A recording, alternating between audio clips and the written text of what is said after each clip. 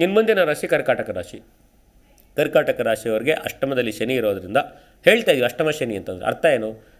ಅಷ್ಟಮ ಶನಿ ಅಂತ ಬಂದರೆ ನೋವನ್ನು ಕೊಡ್ತಾನೆ, ಆದರೆ ಹೇಳ್ಕೊಳಕ್ಕಾಗಲ್ಲ.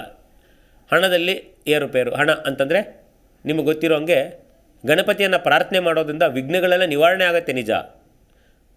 ಆದರೆ ವಿಘ್ನ ನಿವಾರಣೆ ಆಗೋದ್ರ ಜೊತೆಗೆ ನಮಗೆ ಜೀವನದಲ್ಲಿ ಅನುಗ್ರಹನೂ ಆಗಬೇಕಲ್ಲ. ಅದಕ್ಕೋಸ್ಕರ ಅಷ್ಟಮ ಶನಿ ಇರೋದರಿಂದ ಆಂಜನೇಯ ಸ್ವಾಮಿ ಹನುಮಾನ್ ಚಾಲಿಸ ಪಠಣ ಮಾಡುವಂಥದ್ದು, ರಾಮನಾಮವನ್ನು ಜಪ ಮಾಡುವಂಥದ್ದು, ಅಥವಾ ರಾಮದೇವ್ರ ಗುಡಿಗೆ ಹೋಗಿ ತುಳಸಿಲಿ ಅರ್ಚನೆ ಮಾಡಿಸುವಂಥದ್ದು, ಅಥವಾ ಆಂಜನೇಯನಿಗೆ ವೀಳ್ಯದೆಲೆಯಲ್ಲಿ ಹಾರ ಮಾಡಿಸಿ ಹಾಕುವಂಥದ್ದು, ಅಥವಾ ನಿಮ್ಮ ಕೈಯಾರೆ ನೀವು ಭಕ್ತಿಯಿಂದ ಪ್ರಾರ್ಥನೆ ಮಾಡಿಕೊಂಡು ಆಂಜನೇಯನ ಗುಡಿ ಪ್ರದಕ್ಷಿಣೆ ಮಾಡಿದ್ರೂ ಆಯಿತು.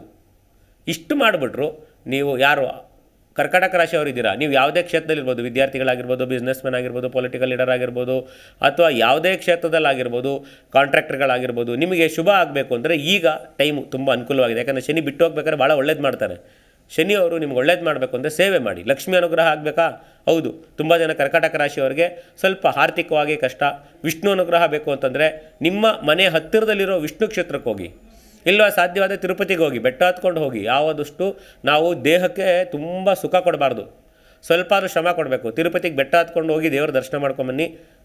ಅನುಕೂಲ ಆಗಲಿಲ್ವಾ, ವಯಸ್ಸಾಗೋಗಿದೆ ಅಥವಾ ನಮಗೆ ಅನಾರೋಗ್ಯ ಅಂತನ ಯಾರು ಹೋಗೋರ್ಗಾರು ಸಹಾಯ ಮಾಡಿ. ಸ್ವಾಮಿ ಹಿಂಗೆ ನನ್ನ ಪರವಾಗಿ ಈ ಥರ ಪ್ರಾರ್ಥನೆ ಮಾಡ್ಕೊಳ್ಳಿ, ನಿಮ್ಗೇನು ಖರ್ಚಿದೆಯೋ ಅದು ನಾನು ಕೊಡ್ತೀನಿ ಅಂತೇಳಿ ಅವ್ರನ್ನಾರು ಕಳಿಸಿ. ಅವ್ರಿಗೂ ಒಳ್ಳೇದಾಗುತ್ತೆ, ನಿಮಗೂ ಒಳ್ಳೇದಾಗುತ್ತೆ. ಸೊ ಇದು ಕರ್ಕಾಟಕ ರಾಶಿಯವರಿಗೆ ವಿಷ್ಣುವಿನ ಅನುಗ್ರಹ ಪಡ್ಕೊಳ್ಳೋಕ್ಕೆ ಏನೇನು ಸಾಧ್ಯನೋ ಅದನ್ನು ಮಾಡಿ. ಹಂಗೆ ಲಕ್ಷ್ಮೀ ಅಮ್ಮನವರ ಅನುಗ್ರಹ ಕೂಡ ನಿಮಗೆ ಆಗುತ್ತೆ. ಜಿ ಕನ್ನಡ ನ್ಯೂಸ್ ಈಗ ನಿಮ್ಮ ಮನೆಯಲ್ಲೇ ನೋಡಿ. ಎಲ್ಲ ಕೇಬಲ್ಗಳಲ್ಲಿ ಈಗ ಲಭ್ಯ.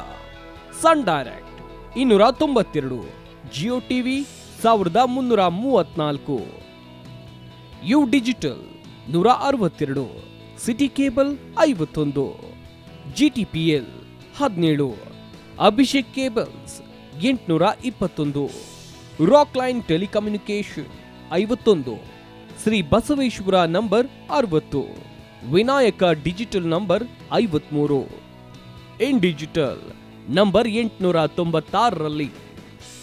ನಿಮ್ಮಿಸ್ತದ ಜಿ ಕನ್ನಡ ನ್ಯೂಸ್ ನೋಡಿ ಆನಂದಿಸಿ.